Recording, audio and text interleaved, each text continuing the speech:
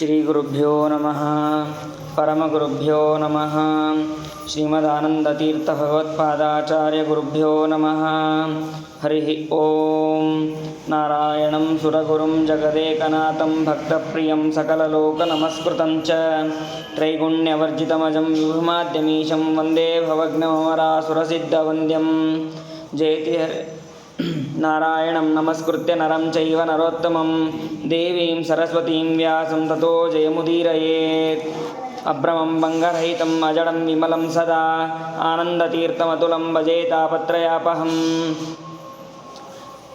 ಯಸ್ಯ ವಾಕ್ಕಾಮಧೇನುರ್ನಃ ಕಾಮಿತಾರ್ಥಾನ್ ಪ್ರಯಚ್ಛತಿ ಸೇವೆ ತಂ ಜಯಯೋಗೀಂದ್ರಂ ಕಾಮವಾಣಚಿದಂ ಸದಾ ಸತ್ಯಾಭಿಘ್ನಕರಾಬ್ಜೋತ್ತಾನ್ ಪಂಚಾಶದ್ವರ್ಷಪೂಜಕಾನ್ ಸತ್ಯಪ್ರಮೋದತೀರ್ಥಾರ್ಯಾನ್ ನೌಮಿನ್ಯಾಯಸುಧಾರತಾನ್ ಶ್ರೀ ಸತ್ಯಾತ್ಮತೀರ್ಥಸ್ವಾಮಿ ಶ್ರೀಪಾದಗುರುಭ್ಯೋ ನಮಃ ಹರಿ ಓಂ ಆಪಾದಮೌಳಿಪರ್ಯಂತಂ ಗುರುಣಾಂ ಆಕೃತಿಂ ಸ್ಮರೇತ್ ತೇನ ವಿಘ್ನಾಃ ಪ್ರಣಶ್ಯಂತಿ ಸಿದ್ಧ್ಯಂತಿ ಚ ಮನೋರಥಾಃ ಹರಿ ಓಂ.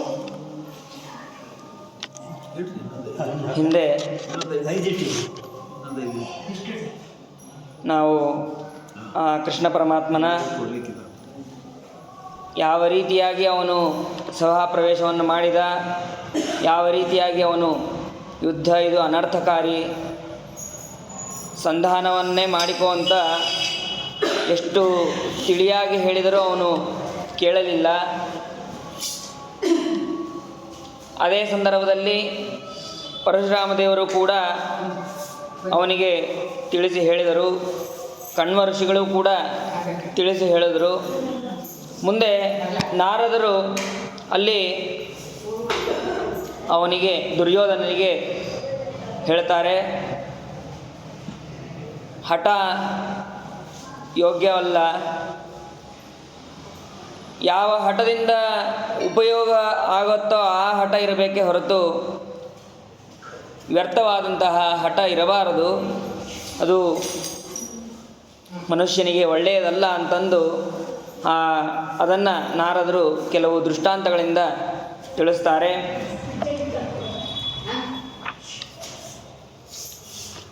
ಹಿಂದೆ ಗಾಲವ ಋಷಿಗಳು ಅಂತ ಇದ್ದರು. ಅವರು ವಿಶ್ವಾಮಿತ್ರ ಋಷಿಗಳ ಶಿಷ್ಯರಾಗಿದ್ದರು. ಒಂದು ಸಲ ವಿಶ್ವಾಮಿತ್ರ ಋಷಿಗಳ ಆಶ್ರಮಕ್ಕೆ ಯಮದೇವರು ವಸಿಷ್ಠ ರೂಪದಿಂದ ಅವರು ಬರ್ತಾರೆ. ಬಂದು ಆ ವಿಶ್ವಾಮಿತ್ರರ ಹತ್ರ ಹೇಳ್ತಾರೆ, ನನಗೆ ಬಹಳ ಹಸಿವೆ ಆಗಿದೆ, ನನಗೆ ಅಡುಗೆಯನ್ನು ಮಾಡಿ ಸಿದ್ಧಪಡಿಸುವಂತ ವಿಶ್ವಾಮಿತ್ರರಿಗೆ ಹೇಳ್ತಾರೆ. ವಿಶ್ವಾಮಿತ್ರರಿಗೆ ಹೇಳಿದ ಕೂಡಲೇ ತಕ್ಷಣದಲ್ಲೇ ಒಂದು ಪರಮಾನ್ನ, ಶ್ರೇಷ್ಠವಾದಂತಹ ಅನ್ನವನ್ನು ಅವರು ಸಿದ್ಧಪಡಿಸಿದ್ದಾರೆ. ಆದರೆ ವಸಿಷ್ಠ ರೂಪದಲ್ಲಿರುವಂತಹ ಯಮಧರ್ಮ ರಾಜ ಬರದೇ ಇಲ್ಲ. ಅವರು ಏನು ಮಾಡ್ತಾರೆ ಅಂತಂದರೆ ಆ ಪಾಯಸವನ್ನು ತಮ್ಮ ತಲೆಯ ಮೇಲೆ ಹಿಡಿದುಕೊಂಡು ನಿಲ್ತಾರೆ. ಒಂದಿನ ಅಲ್ಲ, 2 ದಿನ ಅಲ್ಲ, 100 ವರ್ಷಗಳ ಕಾಲ ಅವರು ಹಾಗೆ ತಲೆಯ ಮೇಲೆ ಹಿಡ್ಕೊಂಡು ನಿಲ್ತಾರೆ. ಆ ಸಮಯಕ್ಕೆ ಆ ಯಮಧರ್ಮರಾಜ ರೂಪದಲ್ಲಿರುವಂತಹ ವಸಿಷ್ಠರು ನನಗೆ ಈಗ ಹಸಿವೆ ಇಲ್ಲ, ನಾನು ಮತ್ತೆ ಬರ್ತೇನೆ ಅಂತ ಹೇಳಿ ಹೋಗ್ಬಿಡ್ತಾರೆ. ಅವರು ಹಾಗೇ ನಿಂತಿರ್ತಾರೆ. ವಿಶ್ವಾಮಿತ್ರ ಋಷಿಗಳು ಅವರ ತಾಳ್ಮೆಯನ್ನು, ಸಹನೆಯನ್ನು ಪರೀಕ್ಷೆ ಮಾಡೋದಕ್ಕೆ ಯಮಧರ್ಮರಾಜ ಆ ರೀತಿ ಮಾಡಿದ್ದು. ಅದಾದ ಮೇಲೆ 100 ವರ್ಷಗಳ ಕಾಲದ ಮೇಲೆ ಮತ್ತೆ ವಸಿಷ್ಠ ರೂಪವನ್ನು ಧರಿಸಿ ಯಮಧರ್ಮರಾಜ ಅಲ್ಲಿಗೆ ವಿಶ್ವಾಮಿತ್ರ ಋಷಿಗಳ ಆಶ್ರಮಕ್ಕೆ ಬರ್ತಾನೆ. ಅವರು ವಿಶ್ವಾಮಿತ್ರ ಋಷಿಗಳು 1 ವರ್ಷಗಳ ಕಾಲ ಯಾವುದೇ ರೀತಿಯಾದಂತಹ ಆಹಾರವನ್ನು ಸ್ವೀಕರಿಸದೆ ಕೇವಲ ವಾಯುಭಕ್ಷರಾಗಿ ತಪಸ್ಸನ್ನು ಮಾಡಿದ್ದಾರೆ. ತನ್ನ ತಲೆಯ ಮೇಲೆ ಆ ಪಾತ್ರೆಯನ್ನು ಹೀಗೆ ಹಿಡಿದುಕೊಂಡು ನಿಂತಿದ್ದಾರೆ. ಕೇವಲ ವಾಯುಭಕ್ಷರಾಗಿ ಅವರು ಯಮಧರ್ಮನ ಆಜ್ಞೆಯನ್ನು ಪಾಲಿಸಿದ್ದಾರೆ. ಯಮಧರ್ಮರಾಜನು 100 ವರ್ಷ ಕಳೆದ ನಂತರ ಬರ್ತಾರೆ. ಬಂದ ಮೇಲೆ ಶ್ರೇಷ್ಠವಾದಂತಹ ಬಿಸಿ ಬಿಸಿಯಾದಂತಹ ಪಾಯಸವನ್ನೇ ಅವರಿಗೆ ಯಮಧರ್ಮರಾಜನಿಗೆ ಅವರು ಅರ್ಪಣೆ ಮಾಡಿದ್ದಾರೆ. ಅಂದರೆ ಅದು ಅವರ ತಪಸ್ಸಿನಿಂದಲೂ ಹಾಗೆ ಬಿಸಿ ಬಿಸಿಯಾಗಿ ಆಹಾರ ಇತ್ತು ಅಂತ ನಾವು ತಿಳಿಯಬೇಕು. ಆವಾಗ ಬ್ರಹ್ಮದೇವರು ಹೇಳ್ತಾರೆ, ಕ್ಷತ್ರಿಯ ಭಾವವನ್ನು ನೀನು ಕಳೆದುಕೊಂಡು ಬ್ರಹ್ಮಭಾವವನ್ನು ಅಂದರೆ ಬ್ರಾಹ್ಮಣನಾಗಿದ್ದಿ ಅಂತ ಆ ಯಮಧರ್ಮರಾಜ ವಿಶ್ವಾಮಿತ್ರ ಋಷಿಗಳಿಗೆ ಹೇಳಿ, ಆ ವಿಶ್ವಾಮಿತ್ರ ಋಷಿಗಳು ಕೂಡ ಬಹಳ ಸಂತೋಷಗೊಳ್ತಾರೆ. ಯಾಕೆ ಅಂತಂದರೆ, ಹೀಗೆ ಯಾಕೆ ಹೇಳಿದ್ರು ಅಂತಂದರೆ, ಕ್ಷತ್ರಿಯರಿಗೆ ತಾಳ್ಮೆ ಇರೋದಿಲ್ಲ, ಆದರೆ ಬ್ರಾಹ್ಮಣರಿಗೆ ತಾಳ್ಮೆ ಜಾಸ್ತಿ. ಅದನ್ನು ಪರೀಕ್ಷೆ ಮಾಡೋದಕ್ಕೆ ಯಮಧರ್ಮ ಆ ರೀತಿ ಬಂದಿದ್ದು. ಅದಾದ ಮೇಲೆ ಗಾಲವ ಋಷಿಗಳು ತನ್ನ ಶಿಷ್ಯರಾದ ಗಾಲವ ಋಷಿಗಳಿಗೆ ಯೋಗ್ಯವಾದಂತಹ ಪಾಠವನ್ನು ಮಾಡಿದ್ದಾರೆ. ಆ ಗಾಲವರಿಗೆ ವಿಶ್ವಾಮಿತ್ರ ಋಷಿಗಳು ಹೇಳ್ತಾರೆ, ನಾನು ನಿನಗೆ ಅನುಮತಿಯನ್ನು ಕೊಟ್ಟಿದ್ದೇನೆ, ನೀನು ಹಿಂದಿರುಗಬಹುದು ಅಂತ ಹೇಳಿದಾಗ, ಸರಿ ಅಂತಂದು ನಾನು ಗುರುಗಳಿಗೆ ಗುರುಕಾಣಿಕೆಯಾಗಿ ನಾ ಏನನ್ನಾದರೂ ಕೊಡಬೇಕು, ಏನು ಕೊಡಬೇಕು ಅದನ್ನು ಹೇಳ್ರಿ ಅಂತಂದಾಗ, ಅವನು ವಿಶ್ವಾಮಿತ್ರ ಋಷಿಗಳು ಏನು ಬೇಡ ಅಂತಂದು 4-5 ಸತಿ ಹೇಳಿದಾಗೂ ಅವನು ಕೇಳೋದಿಲ್ಲ. ಮತ್ತೆ ಗಾಲವ ಋಷಿಗಳು ಕೇಳ್ತಾರೆ. ಆವಾಗ ಕೋಪದಿಂದ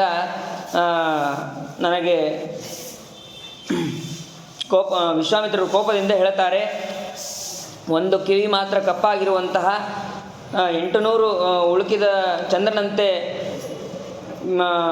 ಶ್ವೇತವರ್ಣ ಉಳ್ಳುವಂತಹ ನನಗೆ 800 ಕುದುರೆಯನ್ನು ತಂದು ಕೊಡಬೇಕು ಅಂತಂದು ಅವರು ಹೇಳ್ತಾರೆ. ನನಗೆ ತಡ ಮಾಡದೆ ಬೇಗ ತಂದು ಕೊಡಬೇಕು ಅಂತಂದು ವಿಶ್ವಾಮಿತ್ರ ಋಷಿಗಳು ಗಾಲವರಿಗೆ ಹೇಳಿ ಕಳಿಸ್ತಾರೆ. ಆ ಅಶ್ವಗಳನ್ನು ಪಡೆಯುವ ಉಪಾಯದಿಂದ ಅವನು ಗಾಲವ ಋಷಿಗಳು ಭಗವಂತನನ್ನು ಉಪಾಸನೆಯನ್ನು ಮಾಡುವುದಕ್ಕಾಗಿ ಹೊರಡ್ತಾರೆ. ಆವಾಗ ಅದೇ ಸಮಯಕ್ಕೆ ಗರುಡ ದೇವರು ಈ ಗಾಲವ ಋಷಿಗಳ ಸ್ನೇಹಿತರಾಗಿರ್ತಾರೆ. ಅವರು ಅಲ್ಲಿ ಬರ್ತಾರೆ. ಬಂದು ಗಾಲವ ಋಷಿಗಳು ಇದನ್ನು ಮೊದಲು ಅವರು ಗರುಡದೇವರ ಹತ್ರ ಹೇಳೋದೇ ಇಲ್ಲ, ನನಗೆ ಈ ರೀತಿ ಅಶ್ವಗಳು ಬೇಕಾಗಿದೆ ಅಂತ ಹೇಳೋದೇ ಇಲ್ಲ. ಅವರು ಏನನ್ನೋ ಹುಡುಕ್ತಾ ಇದ್ದಾನೆ ಇವನು ಅಂತಂದು ಎಲ್ಲ ಪೂರ್ವ ದಿಕ್ಕಿಗೆ, ದಕ್ಷಿಣ ದಿಕ್ಕಿಗೆ, ಉತ್ತರ ದಿಕ್ಕಿಗೆ, ಪಶ್ಚಿಮ ದಿಕ್ಕಿಗೆ, ಹೀಗೆ ಎಲ್ಲ ಕಡೆಗೆ ಅವರು ಕರೆದುಕೊಂಡು ಹೋಗ್ತಾರೆ. ಗಾಲವರು ಗಾಲವನಿಗೆ ಕೇಳ್ತಾರೆ, ನಾನು ಯಾವ ದಿಕ್ಕಿಗೆ ಕರೆದುಕೊಂಡು ಹೋಗಬೇಕು ಅದನ್ನು ಹೇಳು, ನಾನು ಅಲ್ಲಿ ಕರೆದುಕೊಂಡು ಹೋಗ್ತೇನೆ. ಯಾವ ದಿಕ್ಕಿನಲ್ಲಿ ಸೂರ್ಯ ಉದಯಿಸಿ ಅಲ್ಲಿ ಎಲ್ಲ ಸಾಧ್ಯರ ಸಿದ್ಧರ ತಪಸ್ಸುಗಳು ಅಭಿವೃದ್ಧಿಯನ್ನು ಹೊಂದುತ್ತದೋ ಅಂತಹ ಪೂರ್ವ ದಿಕ್ಕನ್ನು ಕುರಿತು ನನ್ನನ್ನು ಕರೆದುಕೊಂಡು ಹೋಗು ಅಂತ ಗಾಲವರು ಹೇಳ್ತಾರೆ.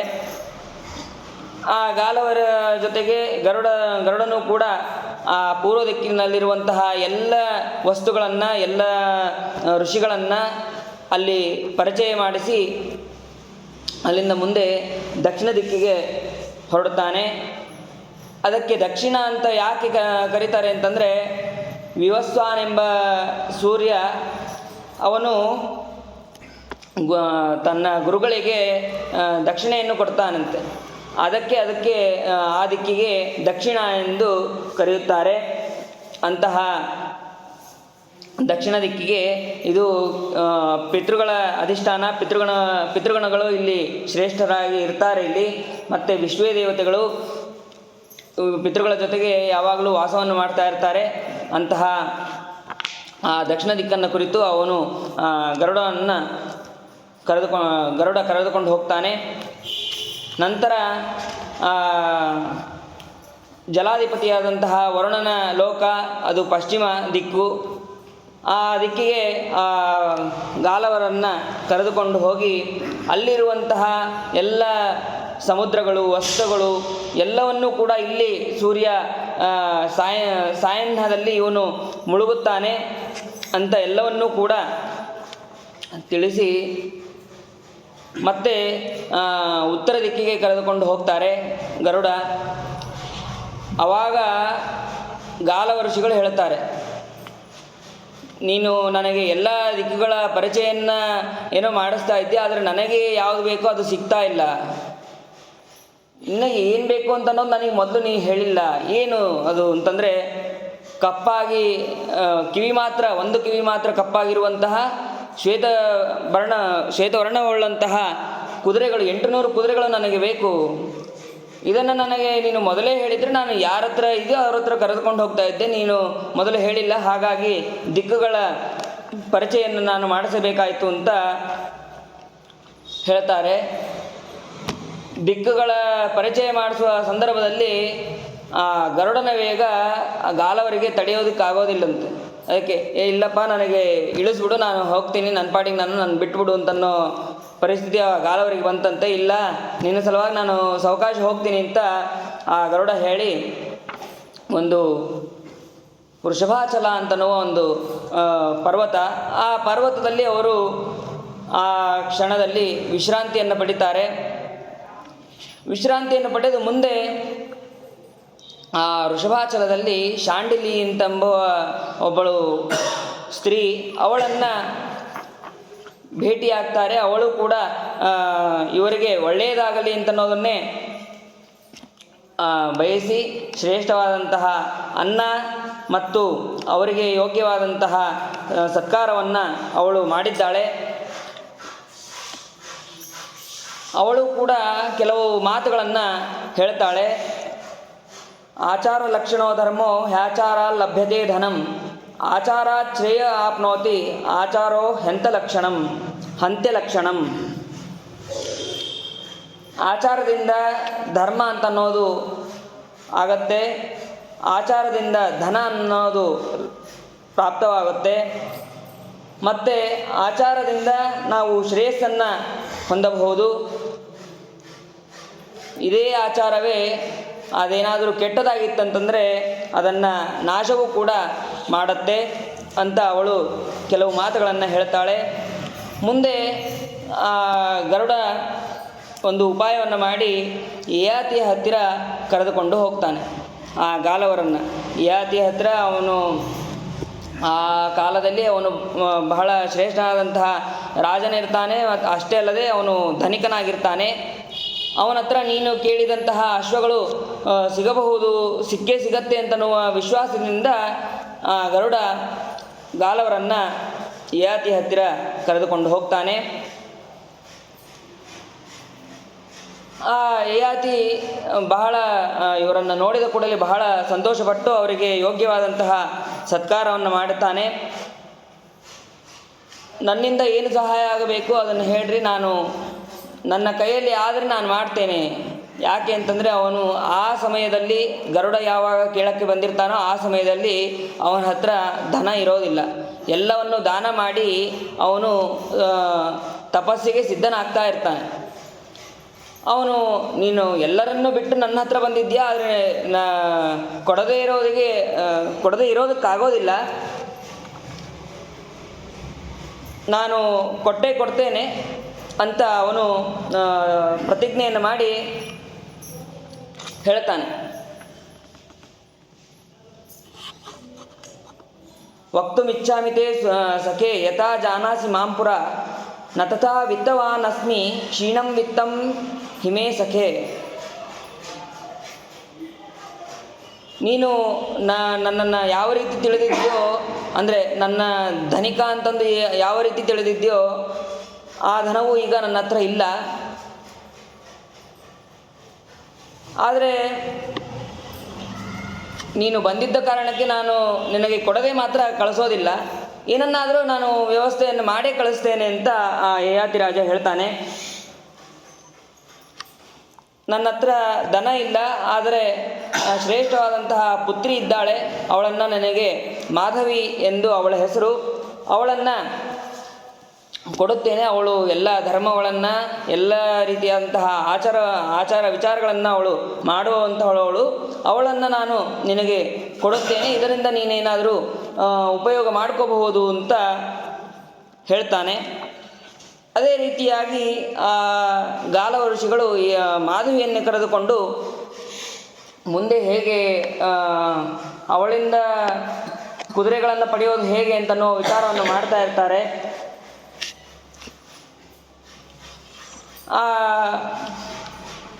ಮಾಧವಿ ಹೇಳ್ತಾಳೆ, ಗಾಲವ ಋಷಿಗಳಿಗೆ ಹೇಳ್ತಾಳೆ, ನನಗೆ ಒಂದು ವರ ಇದೆ. ಒಂದು ಸಲ ಪುತ್ರನ ಪಡೆದ ಮೇಲೆ ಮತ್ತೆ ನಾನು ಕನ್ಯೆ ಆಗ್ತೇನೆ. ಈ ವರ ನನಗೆ ಇದೆ. ಹಾಗಾಗಿ ಅದರಿಂದ ನೀವು ಅಶ್ವಗಳನ್ನು ಪಡೆಯಬಹುದು ಅಂತ ಗಾಲವರಿಗೆ ಹೇಳಿದಾಗ, ಅದೇ ರೀತಿಯಾಗಿ ಗಾಲವರು ಕೂಡ ಹರಿಯಶ್ವ ಎಂಬ ರಾಜನ ಹತ್ರ ಅವರು ಆ ಮಾಧವಿಯನ್ನು ಕರೆದುಕೊಂಡು ಹೋಗ್ತಾರೆ. ಹೋಗಿದಾಗ ನನಗೆ ಈ ರೀತಿಯಾದಂತಹ ಕಪ್ಪಾಗಿರುವಂತಹ ಶ್ವೇತವರ್ಣ ಇರುವಂತಹ ನನಗೆ ಕುದುರೆಗಳು ಬೇಕಾಗಿದೆ. ನೀನು ಮಾಧವಿಯನ್ನು ಲಗ್ನ ಮಾಡಿಕೊಂಡು ಇವಳಲ್ಲಿ ಒಂದು ಪುತ್ರನನ್ನು ಪಡೆದು ಮತ್ತೆ ನೀನು ನನಗೆ ಮಾಧವಿಯನ್ನು ನನಗೆ ಒಪ್ಪಿಸಬೇಕು ಅಂತ ಹರಿಯಶ್ವನಿಗೆ ಹೇಳ್ತಾರೆ. ಹೇಳಿದ ನಂತರ ಅದೇ ರೀತಿಯಾಗಿ ಹರಿಯಶ್ವನು ಕೂಡ ಅವರ ಮಾತಿಗೆ ಒಪ್ಪುತ್ತಾನೆ. ಆದರೆ ನನ್ನ ಹತ್ರ 800 ಅಶ್ವಗಳು ನನ್ನ ಹತ್ರ ಇಲ್ಲ. ನನ್ನ ಹತ್ರ ಕೇವಲ 200 ಅಶ್ವಗಳು ಮಾತ್ರ ಇದೆ. ಅದನ್ನು ನಾನು ನಿಮಗೆ ಕೊಡುತ್ತೇನೆ ಅಂತ ಹೇಳ್ತಾರೆ ಹರಿಯಶ್ವ. ಹರಿಯಶ್ವನು ಕೂಡ ಶ್ರೇಷ್ಠನಾದಂತಹ ಒಬ್ಬ ಪುತ್ರನನ್ನು, ವಸುಮನಸ್ ಎಂಬ ಹೆಸರು ಅವನನ್ನು ಪಡೆಯುತ್ತಾನೆ. ಪಡೆದ ನಂತರ ಮತ್ತೆ ಗಾಲವ ಋಷಿಗಳು ಬರ್ತಾರೆ. ಪುತ್ರ ಬಂದಿದ್ದಾನೆ, ನಿನ್ನ ಮಾತನ್ನು ನೀನು ನಡೆಸಿಕೋ ಅಂತ ಅವನು ಹೇಳಿದಾಗ, ಗಾಲವ ಋಷಿಗಳು ಹೇಳಿದಾಗ ಅದರಂತೆ ಅವನು ಸತ್ಯವಂತನಾಗಿರ್ತಾನೆ, ಧರ್ಮಿಷ್ಠನಾಗಿರ್ತಾನೆ. ಅದರಂತೆ ಮಾಧವಿಯನ್ನು ಕೊಟ್ಟು ಕಳುಹಿಸುತ್ತಾನೆ. ಈ ಅಶ್ವಗಳನ್ನು ನಿನ್ನ ಹತ್ರನೇ ಇಟ್ಟುಕೋ, ನಾನು ಇನ್ನೊಬ್ಬರ ಹತ್ರ ಹೋಗಿ ಮತ್ತೆ ಆಮೇಲೆ ಬರ್ತೇನೆ ಅಂತ ಗಾಲವ ಋಷಿಗಳು ಹೇಳ್ತಾರೆ. ಅದಾದ ಮೇಲೆ ಅವರು ದಿವೋದಾಸ ಎಂಬ ರಾಜನ ಹತ್ತಿರ ಮಾಧವಿಯನ್ನು ಕರೆದುಕೊಂಡು ಹೋಗ್ತಾರೆ. ಅವರಿಗೂ ಕೂಡ ಇದೇ ರೀತಿಯಾದಂತಹ ನನಗೆ ಕುದುರೆಗಳು ಬೇಕಾಗಿದೆ ಅಂತ ಹೇಳಿದಾಗ ಅವನು ಅಷ್ಟೇ ಹೇಳ್ತಾನೆ, ನನ್ನ ಹತ್ರ 200 ಕುದುರೆಗಳು ಮಾತ್ರ ಇರೋದು ಅಂತ ಹೇಳಿದಾಗ, ಸರಿ ಆಯಿತು, ಇವಳನ್ನು ತಗೊಂಡು ಇವಳಲ್ಲಿ ನೀನು ಒಂದು ಪುತ್ರನನ್ನು ಪಡೆಯಬೇಕು ಅಂತ ಹೇಳಿದಾಗ ಅಲ್ಲೂ ಕೂಡ ಶ್ರೇಷ್ಠನಾದಂತಹ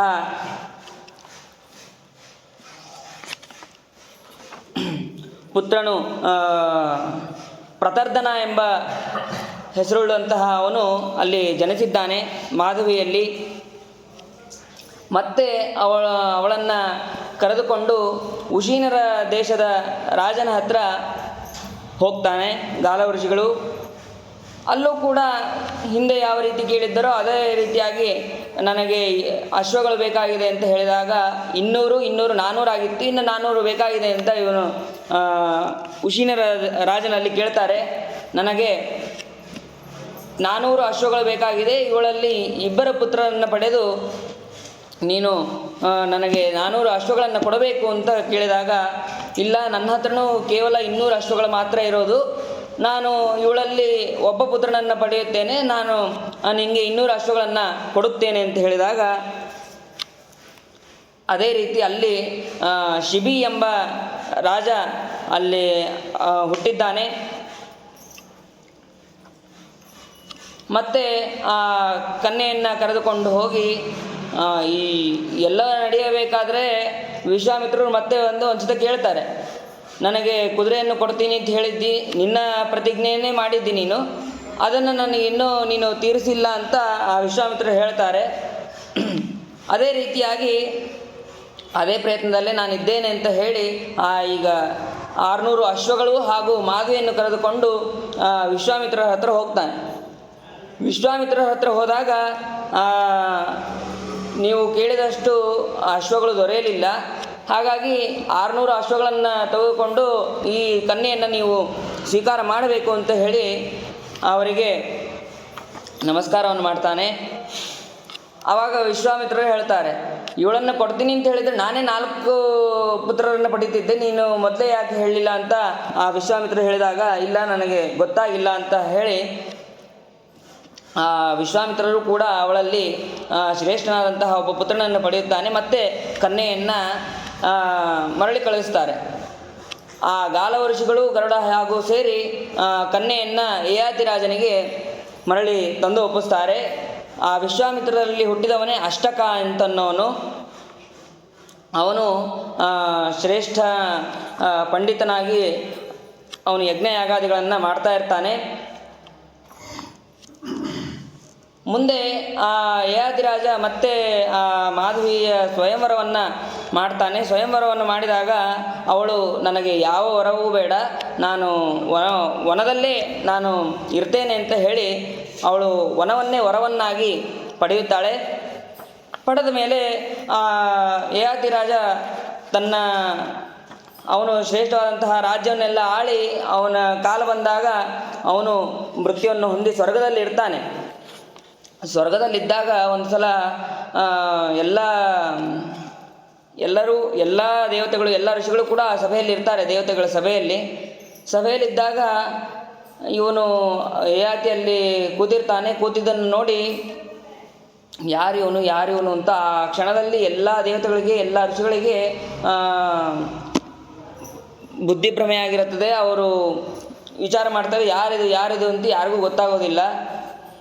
ಆ ಸಮಯದಲ್ಲಿ ಯಯಾತಿ ರಾಜನಿಗೂ ಅಹಂಕಾರ ಅಂತ ಅನ್ನೋದು ಬಂದಿರುತ್ತೆ. ನೀನು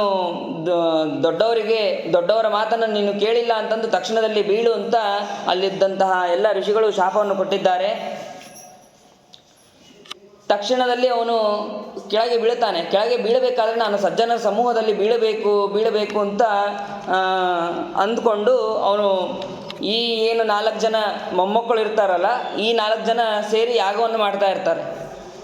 ಆ ಯಾಗ ಮಾಡುವ ಸಂದರ್ಭದಲ್ಲಿ ಸರಿಯಾಗಿ ಅಲ್ಲೇ ಬೀಳ್ತಾನೆ ಇವನು ಯಯಾತಿ. ಆವಾಗ ಆ ಯಯಾತಿನೇ ಇವರ ಅಜ್ಜ ಅಂತನ್ನೋದು, ಮಾತಾಮಹ ಅಂತನ್ನೋದು ಆ ಮಕ್ಕಳಿಗೆ ಗೊತ್ತಿರೋದಿಲ್ಲ. ಅವರು ನಾನು ನಿಮಗೆ ನನ್ನ ಪುಣ್ಯ ಏನಿದೆಯೋ ಅದೆಲ್ಲವನ್ನು ಸೇರಿಸಿ ನಿಮಗೆ ಸ್ವರ್ಗವನ್ನು ಮತ್ತೆ ಕೊಡಿಸುತ್ತೇವೆ ಅಂತ 4 ಜನರು ಕೂಡ ಹೇಳ್ತಾರೆ. ನಾನು ಒಬ್ಬ ಕ್ಷತ್ರಿಯ, ಅದಕ್ಕೆ ಯಯಾತಿ ಹೇಳ್ತಾನೆ, ನಾನು ಶ್ರೇಷ್ಠವಾದಂತಹ ಕ್ಷತ್ರಿಯ, ಬ್ರಾಹ್ಮಣ, ಇನ್ನೊಬ್ಬರ ಧನವನ್ನು ಸಂಪಾದನೆ ಮಾಡುವ ಬ್ರಾಹ್ಮಣನಲ್ಲ ನಾನು. ಹಾಗಾಗಿ ನಿಮ್ಮ ಧನವನ್ನು ನಿಮ್ಮ ಪುಣ್ಯವನ್ನು ನಾನು ಬಯಸೋದಿಲ್ಲ ಅಂತ ಅವನು ಸಂಪಾದನೆ ಮಾಡುವುದರಲ್ಲಿ ಮನಸ್ಸಿಲ್ಲ ಅಂತ ಯಯಾತಿ ಹೇಳ್ತಾನೆ. ಇದೇ ಸಮಯಕ್ಕೆ ಅಲ್ಲಿ ಮಾಧವಿ ಬರ್ತಾಳೆ. ಮಾಧವಿ ಬಂದ ಕೂಡಲೇ ಈ ಎಲ್ಲ 4 ಜನರು ಕೂಡ ಅವಳು ತಾಯಿ ಅಂತನ್ನೋದನ್ನು ಗುರುತಿಸಿ ನಮಸ್ಕಾರವನ್ನು ಮಾಡ್ತಾರೆ. ಆವಾಗ ಮಾಧವಿ ಹೇಳ್ತಾಳೆ, ಇವಳು ಬೇರೆ ಯಾರು ಅಲ್ಲಪ್ಪ, ಇವರು ನಿನ್ನ ತಾತ ಅಂತ, ನನ್ನ ತಂದೆಯಾದಂತಹ ಇವರು ಯಯಾತಿ ಅಂತ ಮಾಧವಿ ಹೇಳಿದಾಗ ತಕ್ಷಣದಲ್ಲಿ ಅವರು ಎಲ್ಲ ಪ್ರತಿಯೊಬ್ಬರೂ ಕೂಡ ತಮ್ಮ ಸತ್ಯವಾದಂತಹ ನಡತೆಯಿಂದ, ಧಾರ್ಮಿಕತೆಯಿಂದ, ಮತ್ತು ಅಷ್ಟಕ ಅಂತನೋನು ನಾನು ಯಾಗವನ್ನು ಏನು ಮಾಡಿದ್ದೇನೆ ಆ ಪುಣ್ಯದಿಂದ ಮತ್ತೆ ಅವನನ್ನು ಯಯಾತಿಯನ್ನು ಸ್ವರ್ಗಕ್ಕೆ ಕಳಿಸ್ತಾರೆ. ಇಲ್ಲಿ ಆ ದೌಹಿತ್ರರಿಗೂ ಕೂಡ ಒಂದು ಏನು ಯಜ್ಞ ಯಾಗ ಕ್ರಿಯೆಗಳಿಂದ ಮಾತಾಮಹಾರಾಜರವರು ತೃಪ್ತಿಯನ್ನು ಪಡೆಯುತ್ತಾರೆ ಅಂತನ್ನೋದು ನಾವು ಇಲ್ಲಿ ತಿಳಿಯಬಹುದು. ಅದಾದ ಮೇಲೆ ಸೀದಾ ಬ್ರಹ್ಮದೇವರ ಸಭೆಗೆ ಯಯಾತಿ ಹೋಗ್ತಾನೆ. ಹೋಗಿ ನಾನು ಬ್ರಹ್ಮದೇವರ ಹತ್ರ ಪ್ರಾರ್ಥನೆ ಮಾಡ್ತಾನೆ. ಅದೆಲ್ಲ ಸರಿ, ನನ್ನ ಪುಣ್ಯಗಳಿಂದ ನಾನು ಸ್ವರ್ಗವನ್ನು ಪಡೆದಿದ್ದೆ, ಆದರೆ ಅದೆಲ್ಲ ಹೇಗೆ ನಷ್ಟ ಆಯಿತು ಅಂತ ಕೇಳಿದಾಗ ಬ್ರಹ್ಮದೇವರು ಹೇಳ್ತಾರೆ, ನೀನು ಎಲ್ಲ ಪುಣ್ಯವನ್ನೇನೋ ಮಾಡಿದ್ದೀಯ, ಆದರೆ ಅಹಂಕಾರವನ್ನು ಪಟ್ಟು ಆದ್ದರಿಂದ ನಿನ್ನ ಕರ್ಮಗಳೆಲ್ಲವೂ ಕೂಡ ಲೋಪ ಆಯಿತು. ಆದರೆ ಈಗ ನಿನ್ನ ಮೊಮ್ಮಕ್ಕಳು ಎಲ್ಲ ಕರ್ಮವನ್ನು, ಅವರ ಪುಣ್ಯಗಳನ್ನು ಅರ್ಧ ಭಾಗವನ್ನು ನಿನಗೆ ಕೊಟ್ಟು ಇಲ್ಲಿ ಕಳಿಸಿದ್ದಾರೆ, ಮತ್ತೇನು ನಿನಗೆ ಯಾವ ಲೋಕದಿಂದ ಚ್ಯುತಿ ಆಗೋದಿಲ್ಲ ಅಂತಂದು ಯಯಾತಿ ರಾಜನಿಗೆ ಶ್ರೇಷ್ಠವಾದಂತಹ ಗತಿಯನ್ನು ಸ್ವರ್ಗದಲ್ಲಿ ಕೊಟ್ಟಿದ್ದಾರೆ. ಇದನ್ನು ಹೇಳುತ್ತಿರುವಂತಹ ನಾರದರು ಹೇಳ್ತಾರೆ, ಈ ರೀತಿಯಾದಂತಹ ಹಠವನ್ನು ನೀನು ಮಾಡಬೇಡ, ಹಠವನ್ನು ಮಾಡಿರೋದ್ರಿಂದ ಅನರ್ಥ ಆಗತ್ತೆ, ಅನರ್ಥ ಆಗೋದು ಬೇಡ ಅಂತಂದು ದುರ್ಯೋಧನನಿಗೆ ಹೇಳ್ತಾರೆ.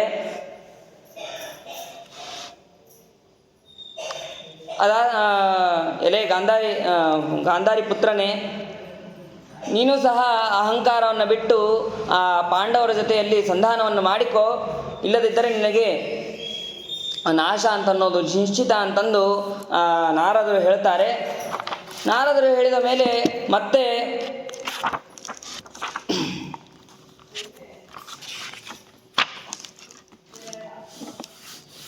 ನಾರದರು ಹೇಳ್ತಾರೆ. ನಾರದರು ಹೇಳಿದಾಗ ಅವನು ದುರ್ಯೋಧನ ಕೇಳೋದಿಲ್ಲ. ಆವಾಗ ಧೃತರಾಷ್ಟ್ರ ಹೇಳ್ತಾನೆ,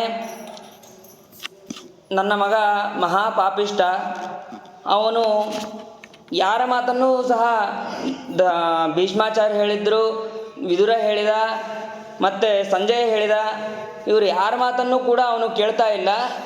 ನೀನು ಇನ್ನೊಂದು ಸಲ ಅವನಿಗೆ ಯೋಗ್ಯವಾದಂತಹ ಮಾತುಗಳನ್ನು ನೀನು ಹೇಳು ಅಂತಂದು ಹೇಳಿದಾಗ ಅವನು ಕೃಷ್ಣ ಪರಮಾತ್ಮ ಮತ್ತೆ ಹೇಳ್ತಾನೆ ಅವನಿಗೆ,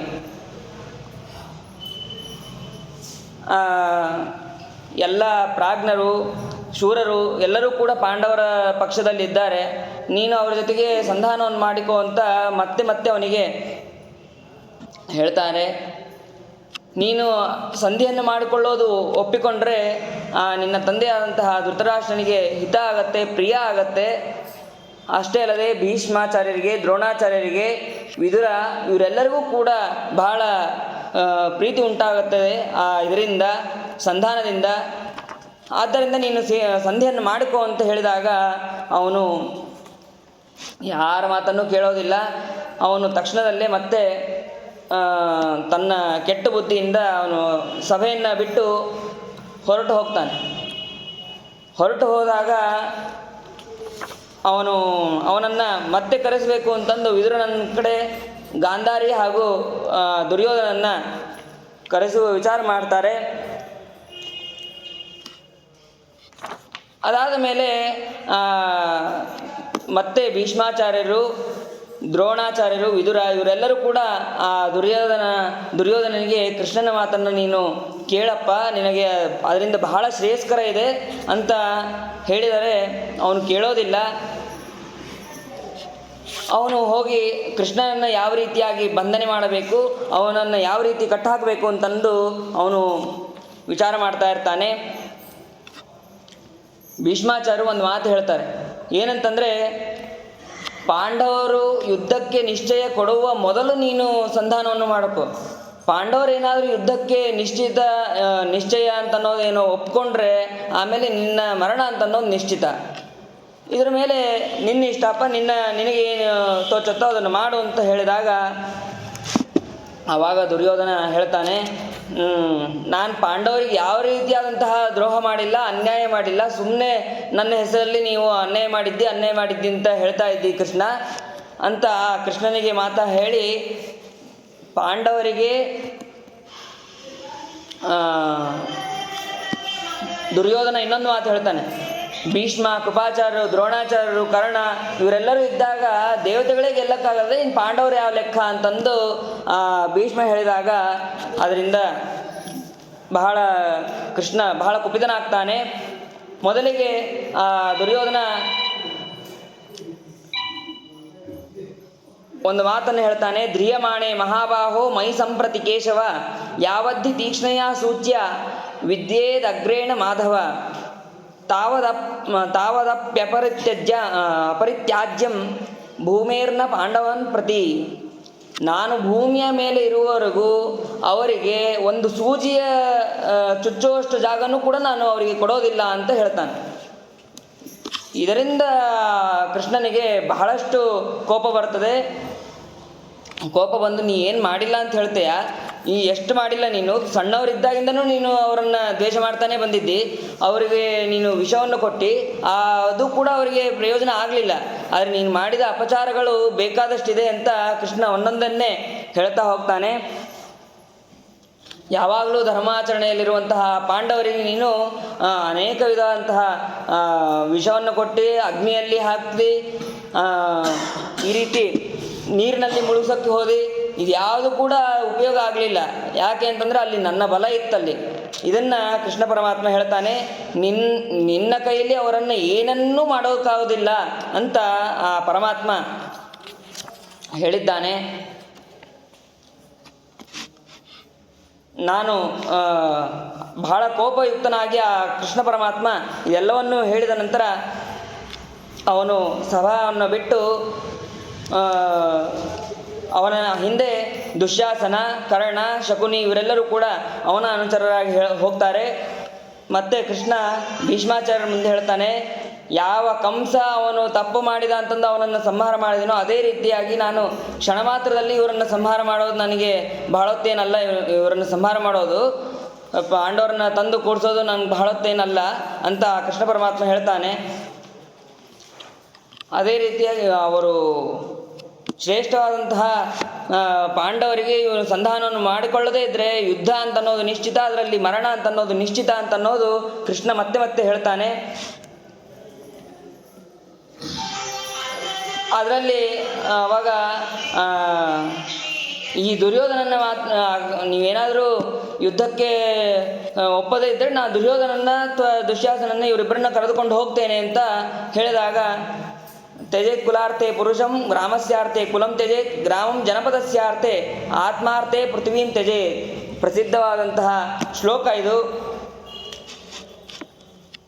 ಒಂದು ಕುಲದ ಸಲುವಾಗಿ ಪುರುಷನನ್ನು ಬಿಡಬೇಕು, ಗ್ರಾಮದ ಸಲುವಾಗಿ ಒಂದು ಕುಲವನ್ನು ಬಿಡಬೇಕು, ರಾಜ್ಯದ ಸಲುವಾಗಿ ಒಂದು ಗ್ರಾಮವನ್ನು ಬಿಡಬೇಕು, ತನ್ನ ಸಲುವಾಗಿ ಸಮಗ್ರವಾದಂತಹ ಭೂಮಿಯನ್ನೇ ಬಿಡಬೇಕು ಅಂತ ಈ ಮಾತನ್ನು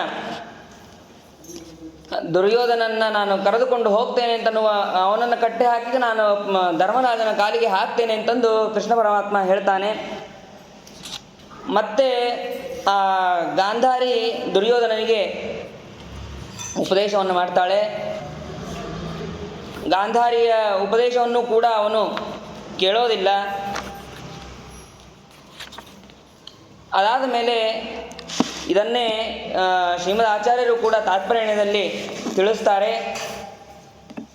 ಸವಾಸುದೇವೇನ ವಿಬೋಧಿತೋಪಿ ಪಾಪಾಭಿಸಂಧಿರ್ಧೃತ ರಾಷ್ಟ್ರಸೂನು ಉತ್ತಾಯ ತಸ್ಮಾದನುಜೈರ ಮಾತ್ತೇರ್ನಿಯಂತು ಮೀಶಂ ಕುಮತಿರ್ವ್ಯಧಾನ್ಮತಿಂ ಯೇ ಯೇ ತದಾ ಕೇಶವ ಸಂಯಯಾಮ ನ್ಯಮಂತ್ರಯನ್ಸ್ತೆ ವಿಭುಧ ಪ್ರತೀಪಾಃ ಅತೋ ವಿಕರ್ಣ ಪ್ರಮುಖಾಪಿ ಸ್ಮ ವಧ್ಯತ್ವಮಾಯನ್ನ ಶುಭಾಂ ಗತಿಂಚ. ಯಾರು ಕೃಷ್ಣನ ಬಂಧನವನ್ನು ಮಾಡಬೇಕು ಅಂತ ವಿಚಾರ ಮಾಡಿ ದುರ್ಯೋಧನ ಹಿಂದೆ ಹೋದರೋ ಅವರಿಗೆಲ್ಲರಿಗೂ ಕೂಡ ಅಂಧಂತಮಸ್ಸು ಅಂತನ್ನೋದು ಹಾಗೇ ಆಗಿದೆ. ಆದರೆ ಕರ್ಣನಿಗೆ ಮಾತ್ರ ಆಗಿಲ್ಲ. ಯಾಕೆ ಅಂತಂದರೆ ಅವನು ಸ್ವಭಾವತಃ ಅವನು ಒಳ್ಳೆಯವನು. ಅವನು ಅಸುರಾವೇಶದಿಂದ ಅವನಿಗೆ ಆ ಸಮಯದಲ್ಲಿ ಅಲ್ಲಿ ಹೋಗಿದ್ದೇ ಹೊರತು ಅವನು ದುಷ್ಟನಲ್ಲ ಅಂತಂದು ಶ್ರೀಮದಾಚಾರ್ಯರು ನಿರ್ಣಯವನ್ನು ಕೊಡ್ತಾರೆ. ಅದಾದ ಮೇಲೆ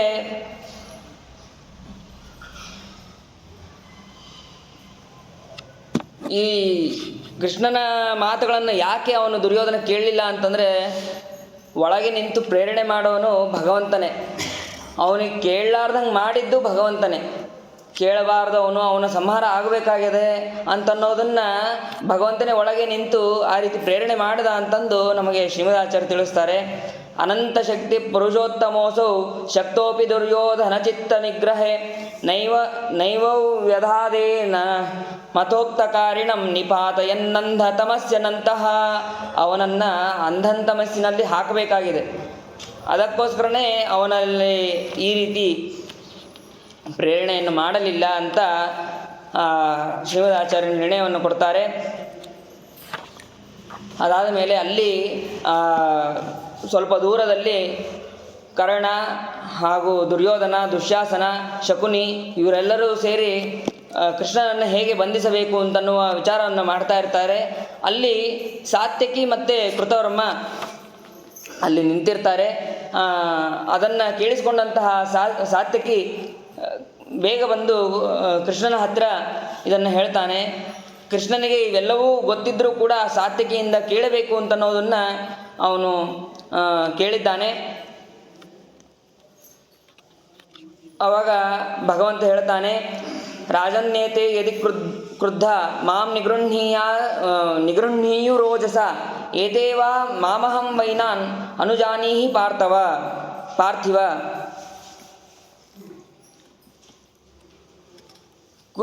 ಅವರಿಂದ ನನ್ನನ್ನು ಕಟ್ಟ ಹಾಕೋದಕ್ಕಾಗಲಿ ಈ ಯಾವ ರೀತಿಯಾದಂತಹ ದುರ್ವರ್ತನೆಗಳು ನನ್ನ ಮುಂದೆ ನಡೆಯೋದಿಲ್ಲ, ನನಗೆ ಅನುಮತಿ ಕೊಡು, ನಾನು ಇಲ್ಲಿಂದ ಹೊರಡ್ತೇನೆ ಅಂತ ಹೇಳ್ತಾನೆ. ಹೊರಡುವ ಮುಂಚೆ ಭಗವಂತ ವಿಶ್ವರೂಪ ದರ್ಶನವನ್ನು ತೋರಿಸ್ತಾನೆ. ಅದ್ಭುತವಾದಂತಹ ಭಗವಂತನ ರೂಪ. ಆ ದುರ್ಯೋಧನ ಬಂದು ನಿನ್ನನ್ನು ಕಟ್ಟ ಹಾಕ್ತೇನೆ, ನಿನ್ನನ್ನು ಕಟ್ಟ ಹಾಕಿದ್ರೆ ನನಗೆ ಅರ್ಧ ಜಯ ಸಿಕ್ಕಂಗೆ ಅಂತಂದು ಕೃಷ್ಣನ ಮುಂದೆ ಹೇಳಿದಾಗ, ಎಲ್ಲರೂ ಇಲ್ಲೇ ಇದ್ದಾರೆ ಅಂತಂದು ಕೃಷ್ಣ ಒಬ್ಬೊಬ್ಬರನ್ನೇ ತೋರಿಸ್ತಾನೆ. ಎಲ್ಲ ದೇವತೆಗಳು ಒಂದೇ ಕಾಲದಲ್ಲಿ ಅವರ ಭಗವಂತನ ದೇಹದಿಂದ ಹೊರಗೆ ಬರ್ತಾರೆ. ಅಗ್ನಿಯಂತೆ ಒಳ್ಳೆಯ ಪ್ರಕಾಶಮಾನವನ್ನು ಹೊಂದಿದಂತಹ ಆ ಭಗವಂತ ಲಲಾಟದಲ್ಲಿ ಬ್ರಹ್ಮ, ವಕ್ಷಸ್ಥಲದಲ್ಲಿ ರುದ್ರ, ಆಮೇಲೆ ಭುಜಗಳಲ್ಲಿ ಲೋಕಪಾಲಕರು, ಮುಖದಿಂದ ಅಗ್ನಿ, ಆದಿತ್ಯ, ಸಾಧ್ಯರು, ವಸುಗಳು, ಅಶ್ವಿನಿ ದೇವತೆಗಳು, ಇಂದ್ರ, ಆಮೇಲೆ ಮರುತ್ತರು, ವಿಶ್ವೇ ದೇವತೆಗಳು, ಯಕ್ಷರು, ಗಂಧರ್ವರು, ಎಲ್ಲ ಸರ್ಪಗಳು, ರಾಕ್ಷಸರು ಎಲ್ಲರೂ ಕೂಡ ಭಗವಂತನ ದೇಹದಿಂದ ಹೊರಗೆ ಬಂದಿದ್ದಾರೆ. ಇದನ್ನು ನೋಡೋದಕ್ಕೆ ದುರ್ಯೋಧನಾದಿಗಳಿಗೆ ಆಗಿಲ್ಲ. ಅಲ್ಲಿ ನೋಡಿದ್ದು ಕೆಲವರು ಮಾತ್ರ. ವಿದುರ, ಆಮೇಲೆ ಧೃತರಾಷ್ಟ್ರನಿಗೆ ವಿಶೇಷವಾದಂತಹ ದೃಷ್ಟಿಯನ್ನು ಕೊಟ್ಟು ಆ ಧೃತರಾಷ್ಟ್ರ ನೋಡಿದ್ದಾನೆ. ವಿದುರ, ಧೃತರಾಷ್ಟ್ರ, ಭೀಷ್ಮಾಚಾರ್ಯರು, ದ್ರೋಣಾಚಾರ್ಯರು ಇವರೇ ಮಾತ್ರ ಭಗವಂತನ ರೂಪವನ್ನು, ವಿಶ್ವರೂಪವನ್ನು ನೋಡಿದ್ದಾರೆ ಅಂತಂದು ತಿಳಿಸ್ತಾರೆ. ಆಮೇಲೆ ಅವನ 2 ಬಾಹುಗಳಿಂದ ಅರ್ಜುನ ಹಾಗೂ ಬಲರಾಮ ಬಂದಿದ್ದಾರೆ.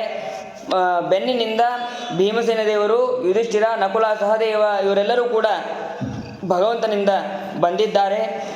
ಅಷ್ಟೇ ಅಲ್ಲದೆ ಅಂಧಕರು, ಪ್ರದ್ಯುಮ್ನ ಮೊದಲಾದಂತಹ ವೃಷ್ಣಿಗಳು ಎಲ್ಲರೂ ಕೂಡ ಆಯುಧಗಳನ್ನು ಹಿಡಿದು ಕೃಷ್ಣನ ಜ್ವಾಲೆಯಿಂದ ಬಂದಿದ್ದಾರೆ. ಶಂಖ, ಚಕ್ರ, ಗದ, ಶಕ್ತಿ, ಶಾಂಗ, ಲಾಂಗಲ, ನಂದಕ, ಖಡ್ಗ ಇವೇ ಮೊದಲಾದಂತಹ ಎಲ್ಲ ಆಯುಧಗಳನ್ನು ಕೂಡ ಹಿಡಿದು ಭಗವಂತ ಅಲ್ಲಿ ಶೋಭಾಯಮಾನವಾಗಿ ಎಲ್ಲರೂ ಕಾಣಿಸ್ತಾ ಇದ್ದಾನೆ. ಇದನ್ನು ನೋಡಿ ಆ ಧೃತರಾಷ್ಟ್ರನು ಕೂಡ ಹೆದರಿಕೊಂಡ. ಕೃಷ್ಣ ಪರಮಾತ್ಮ ವಿಶ್ವರೂಪವನ್ನು ತೋರಿಸಿದ್ದು 3 ಬಾರಿ ಮಹಾಭಾರತದಲ್ಲಿ. ಒಂದು ಭೀಷ್ಮಕ ರಾಜನಿಗೆ, ಒಂದು ಧೃತರಾಷ್ಟ್ರನಿಗೆ, ಇನ್ನೊಂದು ಅರ್ಜುನನಿಗೆ. ಭೀಷ್ಮಕ ಹಾಗೂ ಧೃತರಾಷ್ಟ್ರನಿಗೆ ಅವರ ಯೋಗ್ಯತೆ ಎಷ್ಟಿತ್ತೋ ಅಷ್ಟೇ ಅವರಿಗಿಂತ ಅಲ್ಪವಾಗಿ ಭಗವಂತ ವಿಶ್ವರೂಪವನ್ನು ದರ್ಶನ ಮಾಡಿಸಿದ. ಆದರೆ ಅರ್ಜುನನಿಗೆ ಅವನ ಯೋಗ್ಯತೆಯನ್ನು ಮೀರಿ ಅವನಲ್ಲಿ ಒಂದು ಶ್ರೇಷ್ಠವಾದಂತಹ ಶಕ್ತಿಯನ್ನು ಕೊಟ್ಟು ಅರ್ಜುನನಿಗೆ ವಿಶ್ವರೂಪ ದರ್ಶನವನ್ನು ಮಾಡಿಸಿದಾನೆ ಅಂತ ನಾವು ತಿಳಿಯಬೇಕು. ಆ ಧೃತರಾಷ್ಟ್ರ ಹೇಳ್ತಾನೆ, ನನಗೆ ನಿನ್ನ ದರ್ಶನವನ್ನೇನು ಕೊಟ್ಟಿಯಾ, ಆದರೆ ಮತ್ತೆ ಈ ಕಣ್ಣಿನಿಂದ ದುಷ್ಟವಾದಂತಹ ಈ ನನ್ನ ಮಕ್ಕಳನ್ನು ನೋಡೋದು ಬೇಡ, ಮತ್ತೆ ನನ್ನನ್ನು ನಾನು ಹೇಗಿದ್ನೋ ಹಾಗೆ ಮಾಡು ಅಂತ ಹೇಳಿದಾಗ ಅದೇ ರೀತಿಯ ಭಗವಂತನು ಕೂಡ ಅವನ ದೃಷ್ಟಿಯನ್ನು ಹಿಂದೆ ತಗೊಂಡಿದ್ದಾನೆ. ಅವನಿಗೆ ನನಗೆ ಅನುಮತಿಯನ್ನು ಕೊಡು, ನಾನು ಇಲ್ಲಿಂದ ಹೊರಡ್ತೇನೆ ಅಂತ ಹೇಳಿ ಹೊರಡ್ತಾನೆ ಭಗವಂತ. ಆ ಭಗವಂತ ಹೊರಟ ಕೂಡಲೇ ಅವನನ್ನು ಭೀಷ್ಮಾಚಾರ್ಯರು, ದ್ರೋಣಾಚಾರ್ಯರು, ಕೃಪಾಚಾರ್ಯರು, ವಿದುರ, ಧೃತರಾಷ್ಟ್ರ ಹಾಗೂ ಬಾಲ್ಯಕ ರಾಜ, ಅಶ್ವತ್ಥಾಮ, ವಿಕರ್ಣ ಇವರೆಲ್ಲರೂ ಕೂಡ ಆ ಕೃಷ್ಣ ಪರಮಾತ್ಮನನ್ನು ಹಿಂಬಾಲಿಸಿದ್ದಾರೆ. ಅದಾದ ನಂತರ ಕೃಷ್ಣ ಪರಮಾತ್ಮ ಮತ್ತೆ ಕುಂತಿಯ ಹತ್ತಿರ ಹೋಗ್ತಾನೆ. ಆ ಕುಂತಿಯ ಹತ್ತಿರ ಹೋಗಿ ನಾನು ಹೊರಡಬೇಕಾಗಿದೆ, ಅಲ್ಲಿ ಸಭೆಯಲ್ಲಿ ಏನೇನಾಯಿತೋ ಅದೆಲ್ಲವನ್ನು ಕೂಡ ಕುಂತಿಗೆ ಹೇಳ್ತಾನೆ. ಹೇಳಿದ ಮೇಲೆ ನಿನ್ನ ಮಗನಿಗೆ ಏನಾದರೂ ಹೇಳೋದಿದ್ದರೆ ಅದನ್ನು ಹೇಳು, ನಾನು ಅಲ್ಲಿ ಹೋಗಿ ಸಂದೇಶವನ್ನು ಮುಟ್ಟಿಸ್ತೇನೆ ಅಂತ ಹೇಳ್ತಾನೆ. ಆವಾಗ ಕುಂತಿ ಹೇಳ್ತಾಳೆ, ಯುಧಿಷ್ಠಿರನಿಗೆ ಕೆಲವು ಮಾತುಗಳನ್ನು ಹೇಳು ಅಂತ ಕುಂತಿ ಹೇಳ್ತಾಳೆ. ಆ ಕುಂತಿಯ ಉಪದೇಶವನ್ನು ಭಗವಂತ ಧರ್ಮರಾಜನಿಗೆ ಹೇಳುವುದಕ್ಕೆ ಹೋಗ್ತಾನೆ. ಇಲ್ಲೇ ವಿದುಲ ಹಾಗೂ ಸೃಂಜಯರ ಸಂವಾದ ಅಂತ ಅನ್ನೋದು ಇಲ್ಲೇ ಬರುತ್ತೆ. ಅದನ್ನು ಕೂಡ ಆ ಕುಂತಿ ಉಪದೇಶವನ್ನು ಮಾಡಿದ್ದಾಳೆ. ಅದಾದ ಮೇಲೆ ಈ ರೀತಿಯಾಗಿ ಈ ವಿದುಲ ಹಾಗೂ ಸೃಂಜಯರ ಅದು ವಿಸ್ತಾರವಾಗಿದೆ. ಅದು ತಿಳಿಯೋದಕ್ಕೆ ಈಗ ಸಮಯ ಇಲ್ಲ ಅಂತನ್ನೋದಕ್ಕೆ ಅದನ್ನು ಹೇಳೋದು ಆಗ್ತಾ ಇಲ್ಲ. ಆ ಸಂವಾದವನ್ನು ಕೇಳೋದರಿಂದ ಏನಾಗತ್ತೆ ಅಂತಂದರೆ ಯುದ್ಧದ ನಿಶ್ಚಯ ಹಾಗೂ ಯುದ್ಧದಲ್ಲಿ ಧೈರ್ಯ ಇವೆಲ್ಲವೂ ಬರುತ್ತೆ. ಇದನ್ನು ನೀನು ಯುಧಿಷ್ಠಿರನಿಗೆ ಹೇಳು ಅಂತ ಕೃಷ್ಣನಿಗೆ ಹೇಳಿದ್ದಾಳೆ. ಅದೇ ರೀತಿಯಾಗಿ ಅರ್ಜುನ ಭೀಮಸೇನ ದೇವರಿಗಂತೂ ಸ್ವಯಂ ಪರಾಕ್ರಮಿ, ಅವನಿಗೆ ಯಾವುದನ್ನು ಹೇಳಬೇಕಾಗಿಲ್ಲ. ಇವರ ಸಲುವಾಗಿ ಅವನು ಕಾಯ್ತಾ ಇರ್ತಾನೆ, ಯಾವಾಗ ನನಗೆ ಆಹಾರ ಸಿಕ್ಕಿತು ಅಂತನ್ನೋದಕ್ಕೆ ಕಾಯ್ತಾ ಇರ್ತಾನೆ ಭೀಮಸೇನ ದೇವರು. ಹಾಗಾಗಿ ಅವರಿಗೇನು ಹೇಳೋದು ಅಪೇಕ್ಷೆ ಇಲ್ಲ. ನಕುಲ ಸಹದೇವರಿಗೆ ಕೂಡ ನೀನು ಯುದ್ಧದಲ್ಲಿ ಗೆಲ್ಲುವಂತೆ ನೀನು ಆಜ್ಞೆಯನ್ನು ಮಾಡು ಅಂತ ಹೇಳ್ತಾರೆ. ಮತ್ತೆ ಆ ಭೀಷ್ಮ ಕರ್ಣ ಮತ್ತು ದ್ರೋಣಾಚಾರ್ಯರು ಇವರೆಲ್ಲರೂ ಮತ್ತೆ ದುರ್ಯೋಧನಿಗೆ ಹೇಳ್ತಾರೆ. ಕುಂತಿ ಹತ್ತಿರ ಭಗವಂತ ಈ ರೀತಿಯಾಗಿ ಮಾತಾಡ್ತಾ ಇದ್ದ, ಯುದ್ಧ ಅನ್ನೋದು ನಿಶ್ಚಿತ ಅಂತ ಅನ್ನೋ ಮಾತುಗಳನ್ನು ಹೇಳ್ತಾ ಇದ್ದ. ಅದೇ ರೀತಿಯಾಗಿ ಯುದ್ಧವನ್ನು ಮಾಡದೆ ನೀನು ಸಂಧಾನಕ್ಕಾಗಿ ಮತ್ತೆ ಒಪ್ಪಿಕೋ ಅಂತ ಆ ದುರ್ಯೋಧನಿಗೆ ಹೇಳಿದಾಗ ಆ ದುರ್ಯೋಧನ ಕೇಳೋದಿಲ್ಲ. ಆಮೇಲೆ ಆ ಭೀಷ್ಮಾಚಾರ್ಯರು ದ್ರೋಣಾಚಾರ್ಯರು ನಾವೆಲ್ಲ ಪಾಂಡವರ ಜೊತೆ ಯುದ್ಧ ಮಾಡಬೇಕು ಅಂತ ಅವರು ದುಃಖ ಪಡ್ತಾರೆ. ದ್ರೋಣಾಚಾರ್ಯ ಹೇಳ್ತಾರೆ, ಯಾವ ಅರ್ಜುನನಿಗೆ ಎಲ್ಲ ಅಸ್ತ್ರ ಶಸ್ತ್ರ ವಿದ್ಯೆಯನ್ನು ನಾನು ಶ್ರೇಷ್ಠ ಧನ್ವಿಯಾಗಿ ಅವನನ್ನು ಮಾಡಿದ್ದೇನೋ ಅವನ ಹತ್ತಿರ ನಾನು ಹೋರಾಡುವುದು ಬಹಳ ಕಷ್ಟ ಅಂತ ದ್ರೋಣಾಚಾರ್ಯ ಹೇಳ್ತಾರೆ. ಸ್ವತಃ ಗುರುಗಳು ಹೇಳುವ ಮಾತಿದು. ಅದಾದ ಮೇಲೆ ಆ ಪರಮಾತ್ಮ ಕರ್ಣನನ್ನು ತನ್ನ ರಥದಲ್ಲಿ ಕೂಡಿಸಿಕೊಂಡು ಆ ಕರ್ಣನ ಹತ್ತಿರ ಮಂತ್ರಾಲೋಚನೆಯನ್ನು ಮಾಡಿ ಅವನು ಅಲ್ಲಿಂದ ಆಮೇಲೆ ಅಶ್ವತ್ಥಾಮಾಚಾರ್ಯರನ್ನು ಕರೆದುಕೊಂಡು ಅವರ ಜೊತೆ ಮಂತ್ರಾಲೋಚನೆಯನ್ನು ಮಾಡಿ ಅಲ್ಲಿಂದ ಹೊರಟು ಹೋಗ್ತಾನೆ ಅಂತ ಮೊದಲಿಗೆ ಸಂಕ್ಷೇಪವಾಗಿ ತಿಳಿಸಿ ಆಮೇಲೆ ಜನಮೇಜಯ ಮತ್ತೆ ಪ್ರಶ್ನೆ ಮಾಡ್ತಾನೆ. ಆ ಕರ್ಣನ ಹತ್ತಿರ ಭಗವಂತ ಏನು ಮಾತಾಡಿದ ಅದನ್ನು ನನಗೆ ತಿಳಿಸು ಅಂತ ಹೇಳಿದಾಗ ಅವನು ವೈಶಂಪಾಯನ ಋಷಿಗಳು ತಿಳಿಸ್ತಾರೆ. ಆ ಕರ್ಣನನ್ನು ಕರೆದುಕೊಂಡು ಹೋಗಿ ಕರ್ಣನಿಗೆ ಹೇಳ್ತಾನೆ, ನೀನು ಶ್ರೇಷ್ಠ ಅಂತಹ ಬ್ರಾಹ್ಮಣರ ಸೇವೆಯನ್ನು ಮಾಡಿದ್ದಿ, ನೀನು ಎಲ್ಲ ಧರ್ಮವನ್ನು ನೀನು ಅರಿತವನಾಗಿದ್ದಿ, ಅಷ್ಟೇ ಅಲ್ಲ ಎಲ್ಲ ವೇದಗಳನ್ನು ನೀನು ತಿಳಿದವನಾಗಿದ್ದಿ. ನಿನಗೆ ಯಾರು ಕನ್ಯೆಯಲ್ಲಿ ಜನಿಸುತ್ತಾರೋ ಅವರು ಯಾರು ಕನ್ಯೆಯನ್ನು ಮದುವೆ ಆಗ್ತಾರೋ ಅವರ ಮಕ್ಕಳು ಅಂತಲೇ ಆಗ್ತಾರೆ. ಹಾಗಾಗಿ ನೀನು ಕುಂತಿ ಕನ್ಯಾವಸ್ಥೆಯಲ್ಲಿದ್ದಾಗ ಅವಳಲ್ಲಿ ಹುಟ್ಟಿದವನು ನೀನು ಕರ್ಣ ಅಂತ ಕರ್ಣನಿಗೆ ಹೇಳ್ತಾರೆ. ತನ್ನ ಜನ್ಮ ವೃತ್ತಾಂತವನ್ನು ಹೇಳಿದಾಗ ನೀನು ಪಾಂಡವರ ಅಣ್ಣನಾಗಿ ನೀನು ಬಂದು ನೀನೇ ರಾಜ್ಯವನ್ನು ಆಳು, ಯುಧಿಷ್ಠಿರ ಯುವರಾಜನಾಗಿರ್ತಾನೆ, ನಿನ್ನ ಸೇವಕರಾಗಿರ್ತಾರೆ. ನೀನು ಬಂದರೆ ಎಲ್ಲ ವೃಷ್ಣಿಗಳು ಎಲ್ಲರೂ ಕೂಡ ನಿನ್ನ ಸೇವೆಗಾಗಿ ಎಲ್ಲರೂ ಸಿದ್ಧರಾಗಿರ್ತಾರೆ, ನಾನು ಕೂಡ ನಿನ್ನ ಜೊತೆಗೆ ಇರ್ತೇನೆ ಅಂತ ಕೃಷ್ಣ ಹೇಳ್ತಾನೆ. ಆವಾಗ ಅವನು ಕೆಲವು ಮಾತುಗಳನ್ನು ಹೇಳ್ತಾನೆ ಕರ್ಣ. ಏನು ಅಂತಂದರೆ, ಕೃಷ್ಣ ನೀ ಏನು ಹೇಳಿದೆಯೋ ಅದೆಲ್ಲವೂ ಸತ್ಯ, ಕುಂತಿಯಿಂದ ನಾನು ಹುಟ್ಟಿದ್ದು ಅಂತ ಏನು ಹೇಳಿದೆಯೋ ಅದೆಲ್ಲವೂ ಸತ್ಯ.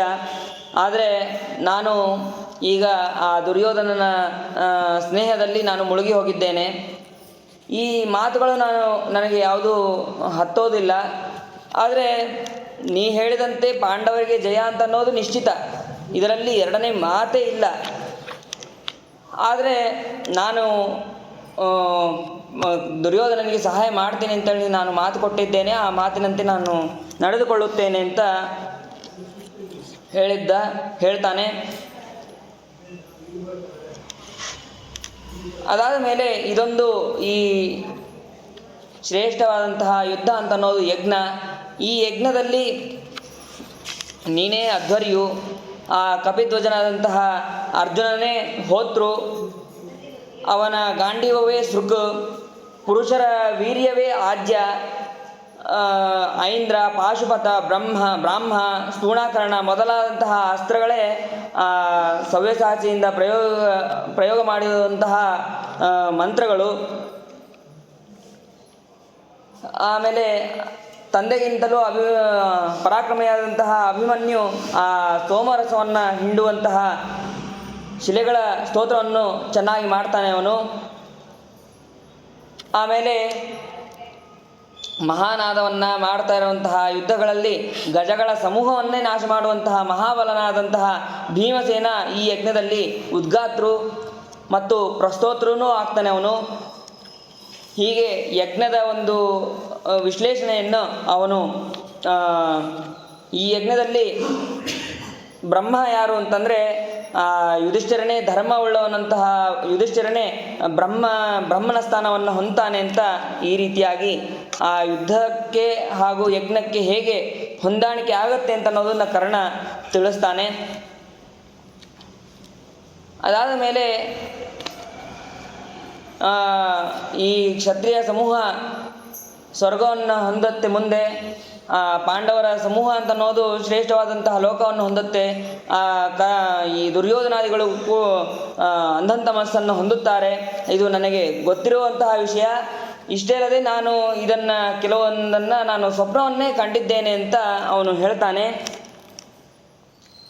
ಆಮೇಲೆ ಮತ್ತೆ ಕೃಷ್ಣ ಹೇಳ್ತಾನೆ, ಕರ್ಣನನ್ನು ಕುರಿತು ಹೇಳ್ತಾನೆ, ಪಾಂಡವರ ಜಯ ಅಂತ ಅನ್ನೋದು ನಿಶ್ಚಿತ, ದುರ್ಯೋಧನರಿಗೆ ಸೋಲು ಅಂತ ಅನ್ನೋದು ನಿಶ್ಚಿತ. ಇದನ್ನು ನೀನು ಭೀಷ್ಮಾಚಾರ್ಯರಿಗೆ ಮೊದಲಾದವರಿಗೆ ನೀನು ಹೋಗಿ ತಿಳಿಸು ಅಂತ ಹೇಳ್ತಾನೆ. ಕರ್ಣ ಹೇಳ್ತಾನೆ, ಮತ್ತೆ ಹೇಳ್ತಾನೆ, ಈ ನಾವಿಬ್ಬರು ಏನು ಮಾತಾಡಿದ್ವು ಇದು ರಹಸ್ಯದಲ್ಲೇ ಇರಲಿ ಅಂತ ಕರ್ಣನು ಕೂಡ ಭಗವಂತನಲ್ಲಿ ಪ್ರಾರ್ಥನೆ ಮಾಡ್ತಾನೆ. ದ್ರೋಣ, ಭೀಷ್ಮಾಚಾರ್ಯರಿಗೆ, ಕೃಪಾಚಾರ್ಯರಿಗೆ ಈ ಮಾಸ ಬಹಳ ಸೌಮ್ಯವಾಗಿದೆ. ಮತ್ತು ಪ್ರಾಣಿಗಳಿಗೆ ಮೇವು, ಕಟ್ಟಿಗೆ ದೊರೆಯುತ್ತದೆ, ಸುಲಭವಾಗಿ ದೊರೆಯುತ್ತದೆ. ಮತ್ತು ಔಷಧಿ ವನಸ್ಪತಿಗಳು ಪಕ್ವವಾಗಿ ಶೋಭಿಸುವಂತಹ ಮಾಸ ಇದು. ಆದ್ದರಿಂದ ಈ ಶಿಶಿರ ಋತು ಜಲ ಸಮೃದ್ಧಿಯಿಂದ ಕೂಡಿರುವಂತಹ ಬಹಳ ಉಷ್ಣವಾಗಿ ಸುಖಕರವಾಗಿದೆ. ಆದ್ದರಿಂದ ಇವತ್ತಿಗೆ 7ನೇ ದಿವಸಕ್ಕೆ ಅಮಾವಾಸ್ಯೆ ಆಗುತ್ತೆ. ಅದು ಇಂದ್ರದೇವತಾಕವಾದಂತಹ ತಿಥಿ ಎಂದು ಕರೀತಾರೆ. ಆ ತಿಥಿಯಲ್ಲಿ ಯುದ್ಧವನ್ನು ಹೂಡುವವರಾಗಿ ನೀನು ಎಲ್ಲರಿಗೂ ತಿಳಿಸು ಅಂತ ಕರ್ಣನಿಗೆ ಹೇಳ್ತಾನೆ. ಅದಾದ ಮೇಲೆ ಮತ್ತೆ ಕೃಷ್ಣ ಪಾಂಡವರ ಜಯ ನಿಶ್ಚಿತ ಅಂತ ಅನ್ನೋದು ಮತ್ತೆ ಹೇಳ್ತಾನೆ.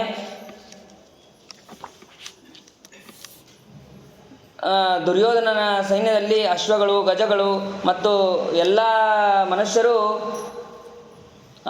ಅಲ್ಪಾಹಾರವನ್ನು ಸೇವಿಸಿದರೂ ಕೂಡ ಅವರು ಗೆಲ್ಲೋದು ಸಾಧ್ಯ ಇಲ್ಲ ಅಂತ ಕರ್ಣನೇ ಹೇಳ್ತಾನೆ. ದುರ್ಯೋಧನ ಪಕ್ಷ ಇದು ಗೆಲ್ಲೋದಿಲ್ಲ ಅಂತ ಅನ್ನೋದು ಕರ್ಣನಿಗೂ ಕೂಡ ಗೊತ್ತು.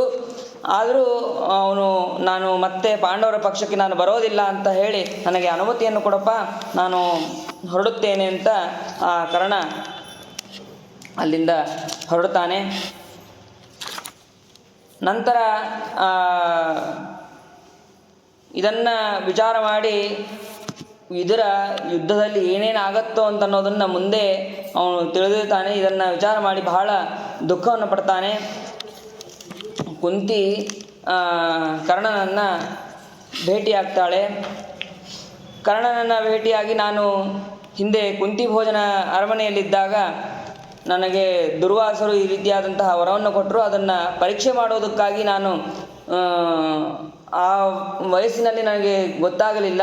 ನಾನು ಪರೀಕ್ಷೆ ಮಾಡೋದಕ್ಕಾಗಿ ನಾನು ಸೂರ್ಯನನ್ನು ಕರೆದೆ. ಆವಾಗ ಹುಟ್ಟಿದ್ದೆ ನೀನು ನನ್ನ ಮಗ ಪಾಂಡವರ ಜೊತೆಗೆ ಹೋಗಿ ನೀನು ಸೇರ್ಕೊ ಅಂತ ಅವಳು ಹೇಳಿದಾಗ ಅವಳಿಗೂ ಕೂಡ ಕರ್ಣ ಹೇಳ್ತಾನೆ, ನಾನು ನಿನ್ನ ಮಾತನ್ನು ನಾನು ಒಪ್ಪುತ್ತೇನೆ, ಆದರೆ ನಿನಗೆ ಒಂದು ಮಾತನ್ನು ಮಾತ್ರ ಕೊಡ್ತೇನೆ. ಏನಂತಂದರೆ, ನಾನು ಅರ್ಜುನನನ್ನು ಬಿಟ್ಟು ಬೇರೆ ಯಾವ ಪಾಂಡವರನ್ನು ನಾನು ಮುಟ್ಟೋದಿಲ್ಲ. ಇದು ನಾನು ನಿನಗೆ ಮಾತು ಕೊಡ್ತೇನೆ ಅಂತ ಕರ್ಣ ಇದು ಕುಂತಿಗೆ ಮಾತನ್ನು ಕೊಡ್ತಾರೆ. ಯುಧಿಷ್ಠಿರಂಚ ಭೀಮಂಚ ಯಯೌ ತಾವರ್ಜುನ ಧೃತೆ ಅರ್ಜುನೇನ ಸಮಂ ಯುದ್ಧಂ ಮಮ ಯೌಧಿಷ್ಠಿರೇ ಬಲೆ. ನೀನು ನನ್ನ ಹತ್ರ ಯಾವುದಕ್ಕೆ ಬಂದಿದ್ದೀಯೋ, ಯಾವುದನ್ನು ಕೇಳಬೇಕು ಅಂತ ಬಂದಿದ್ದೀಯೋ ಅದು ವ್ಯರ್ಥ ಅಂತಂತೂ ಆಗೋದಿಲ್ಲ. ಅರ್ಜುನನನ್ನು ಬಿಟ್ಟು ನಿನ್ನ ಮಕ್ಕಳಾದಂತಹ ಯುಧಿಷ್ಠಿರ, ಭೀಮ, ನಕುಲ, ಸಹದೇವರನ್ನು ನಾನು ಏನನ್ನೂ ಮಾಡೋದಿಲ್ಲ ಯುದ್ಧದಲ್ಲಿ ಅಂತ ಇದು ಕರ್ಣ ಹೇಳ್ತಾನೆ.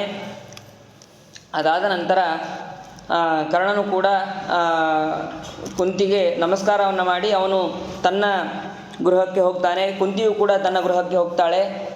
ಕೃಷ್ಣ ಈ ಉಪಪ್ಲಾವ್ಯ ನಗರಕ್ಕೆ ಬರ್ತಾನೆ. ಉಪಪ್ಲಾವ್ಯ ನಗರಕ್ಕೆ ಬಂದು ಅಲ್ಲಿ ಪಾಂಡವರಿಗೆ ಅಲ್ಲಿ ಆ ಸಭೆಯಲ್ಲಿ ಹಸ್ತಿನಾವತಿಯಲ್ಲಿ ಏನೇನಾಯಿತೋ ಅದೆಲ್ಲವನ್ನೂ ಕೂಡ ಎಲ್ಲ ವೃತ್ತಾಂತಗಳು ಕೂಡ ಯಾರು ಏನು ಮಾತಾಡಿದ್ರು ಅದೆಲ್ಲವನ್ನೂ ಕೂಡ ಭೀಷ್ಮಾಚಾರ್ಯರು, ವಿದುರ, ಸಂಜಯ, ಧೃತರಾಷ್ಟ್ರ ಮಾತಾಡಿದ್ದು ಎಲ್ಲವೂ ಕೂಡ ಪ್ರತಿಯೊಂದನ್ನು ಕೂಡ ಭಗವಂತ ತಿಳಿಸ್ತಾನೆ. ಅದಾದ ಮೇಲೆ